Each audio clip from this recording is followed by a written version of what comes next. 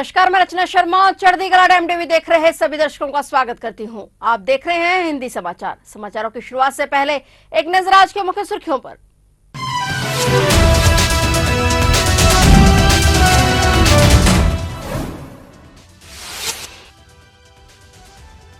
देश में पहली बार विश्व धरोहर समिति की बैठक। भारत पहली बार 21 से 31 जुलाई तक करेगा सत्र की मेजबानी। 150 से अधिक देशों के 2000 से अधिक प्रतिनिधि शामिल।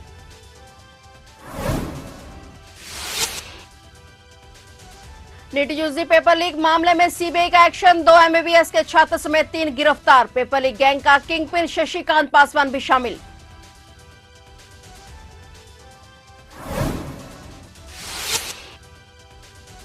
विधायक सुरेंद्र पवार की 9 दिन की रिमांड बढ़ी। खनन और मनी लॉन्ड्रिंग में सोनीपत के विधायक गिरफ्तार। करीब 25 करोड़ रुपए की रकम के बारे में होगी पूछताछ।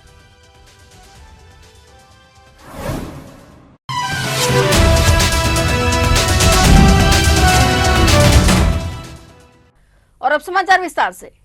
भारत में पहली बार आज 21 से 31 जुलाई तक विश्व धरोहर समिति के 46वें सत्र का आयोजन किया गया है। पहली बार भारत इस सत्र की मेजबानी कर रहा है और यह यूनेस्को का एक प्रमुख आयोजन है। प्रधानमंत्री नरेंद्र मोदी ने आज दिल्ली में विश्व धरोहर समिति के 46वें सत्र का उद्घाटन किया है। भारत मंडपम में आयोजित किए विश्व धरोहर समिति के 46वें सत्र में यूनेस्को की महानिदेशक ऑड्रे अजोले भी शामिल होंगी। मोदी सत्र में मौजूद लोगों को संबोधित करेंगे। इस बैठक में 150 से अधिक देशों के 2000 से अधिक प्रतिनिधि शामिल होंगे। बयान में कहा गया कि 11 दिन तक चलने वाले इस सत्र में यूनेस्को की विश्व धरोहर सूची में नए स्थलों का नामांकन प्रस्ताव, मौजूदा 124 विश्व धरोहर संपत्तियों की संरक्षण रिपोर्ट की स्थिति, अंतर्राष्ट्रीय सहायता और विश्व धरोहर निधि के उपयोग आदि पर चर्चा की जाएगी। विश्व धरोहर समिति की बैठक साल में एक बार होती है। अब तक 168 देशों की 1199 संपत्तियों को विश्व धरोहर सूची में शामिल किया जा चुका है।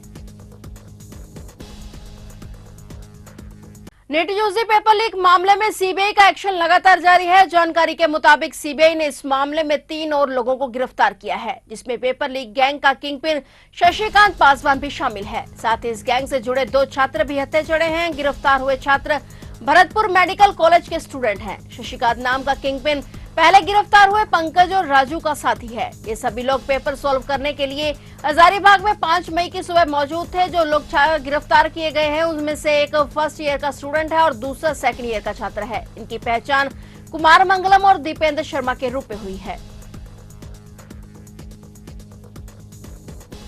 परिवर्तन निदेशालय ने अवैध खनन और मनी लॉन्ड्रिंग के मामले में सोनीपत से कांग्रेस विधायक सुरेंद्र पवार को गिरफ्तार किया है। ईडी ने सुरेंद्र पवार को अंबाला शहर में स्पेशल कोर्ट नंबर 1 में पेश किया। करीब 5 घंटे की बहस के दौरान ईडी की ओर से 14 दिन की रिमांड मांगी गई थी, जबकि कोर्ट ने 9 दिन का रिमांड मंजूर किया है। कोर्ट में सुरेंद्र पवार के वकील ने रोजाना ईडी कस्टडी में जाकर सुरेंद्र से मिलने की अपील की थी और इस पर कोर्ट ने सुबह 9 से 10:30 तक रोजाना मिलने की अनुमति दी है। साथ ही बताया कि सुरेंद्र को डायबिटीज और अन्य दवाइयां चल रही हैं, तो कोर्ट ने उसकी भी अनुमति दी है। रिमांड के दौरान ईडी की टीम मनी लॉन्ड्रिंग मामले में संलिप्त जो भी दस्तावेज व पैसा शामिल था उसके बारे में विस्तार से पूछताछ करेगी। करीब 25 करोड़ रुपए की रकम के बारे में पूछताछ की जानी है।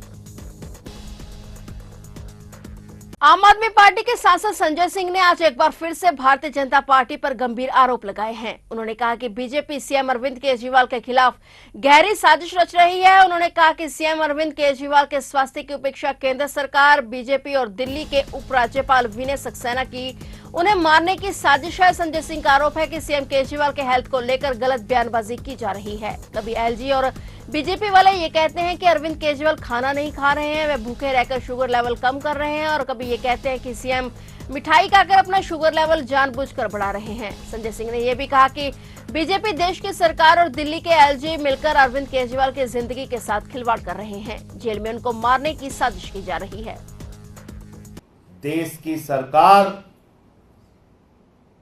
और दिल्ली के एलजी मिलकर अरविंद केजरीवाल की जिंदगी के साथ खिलवाड़ कर रहे हैं। किस तरह से जेल में उनको मारने की साजिश रची जा रही है, आज एक एक करके बिंदुवार आपको वो सारी बातें बताऊंगा। और आज कोई भी बात प्रमाण और तथ्य के परे नहीं, बल्कि सबूतों के साथ जो कागजात जेल की अथॉरिटीज ने कानूनी रूप से उपलब्ध कराए हैं अरविंद केजरीवाल जी के वकील को, उन कागजातों के आधार पर आपसे बात करेंगे। और यह मेडिकल रिपोर्ट बताने के लिए काफी है कि अरविंद केजरीवाल के साथ कोई भी अनहोनी घटना किसी भी दिन जेल के अंदर घटित हो सकती है। और बार बार जिस तरह से एलजी और पूरी की पूरी भारतीय जनता पार्टी अरविंद केजरीवाल के स्वास्थ्य को लेकर गलत बयानबाजी कर रही है, गलत रिपोर्ट जारी कर रही है, जिस प्रकार से केंद्र की सरकार के साथ मिलीभगत करके दिल्ली के एलजी और भारतीय जनता पार्टी अरविंद केजरीवाल की जिंदगी के साथ खिलवाड़ कर रहे हैं, उससे ये शक और मजबूत होता है और पुख्ता होता है। आरक्षण की आग में इस समय पूरा बांग्लादेश झुलस रहा है। चारों तरफ हिंसा की आग भड़की हुई है। झड़पों में कई लोगों के मारे जाने और सैकड़ों के घायल होने की पुलिस ने राजधानी के कई हिस्सों में गश्त के दौरान बांग्लादेश में सख्त कर्फ्यू लगा रखा है। साथ ही पुलिस को उपद्रवियों को देखते हुए गोली मार देने का आदेश दिया गया है। कर्फ्यू आधी रात को शुरू हुआ और दोपहर 12 बजे से दोपहर 2 बजे तक लोगों को जरूरी काम निपटाने के लिए इसमें ढील दी गई है। इस दौरान अधिकारियों को चरम मामलों में भीड़ पर गोली चलाने की अनुमति होगी। सरकार ने सभी कार्यालय और संस्थानों को 2 दिनों के लिए बंद रखने का आदेश दिया है। सरकारी नौकरी में आरक्षण के खिलाफ छात्रों के नेतृत्व में हुए विरोध प्रदर्शनों के दौरान इस सप्ताह कम से कम 114 से अधिक लोगों की मौत हो गई और प्रधानमंत्री शेख हसीना की सरकार ने देश की स्थिति के कारण रविवार और सोमवार को सार्वजनिक अवकाश घोषित किया है तथा केवल आपातकालीन सेवाओं को ही संचालित करने की अनुमति दी गई है।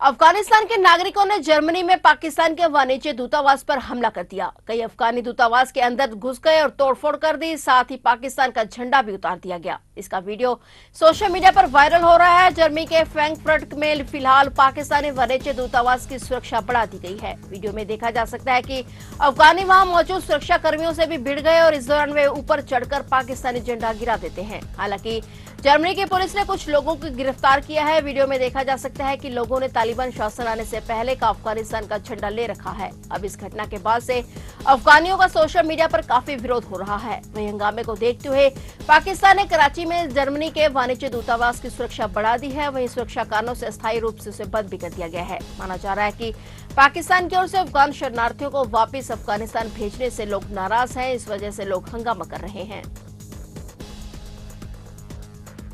उत्तर प्रदेश के गोंडा जिले में चंडीगढ़ से डिब्रूगढ़ जा रही एक ट्रेन के 12 डिब्बे मोतीगंज और जिलही रेलवे स्टेशन के बीच पटरी से उतर गए थे। इस घटना में 4 लोगों की मौत और अन्य कई घायल हो गए थे। इस हादसे की जांच कर रही वरिष्ठ रेलवे अधिकारियों की 5 सदस्यीय टीम ने अपनी जांच पूरी कर ली है। टीम ने इस हादसे का कारण लापरवाही बताया है। उन्होंने ठीक से नहीं कसी हुई पटरी को जिम्मेदार ठहराया। हालांकि पैनल के एक सदस्य इस दावे से सहमत नहीं है। उत्तर पूर्व रेलवे जोन के मुख्य जनसंचार अधिकारी ने कहा कि संयुक्त जांच रिपोर्ट के आधार पर निष्कर्ष तक पहुंचना जल्दबाजी होगी और यह गलत होगा। माना जा रहा है कि जल भराव के चलते ही ट्रैक कमजोर हो गया था और बड़ी दुर्घटना हो गई। वहीं इस मामले में गोंडा, डिब्रूगढ़ व गुवाहाटी के 41 रेल अधिकारी और कर्मचारी आज डीआरएम दफ्तर लखनऊ में तलब किए गए। संभावना है कि जल्द ही कई लोगों पर गाज गिर सकती है।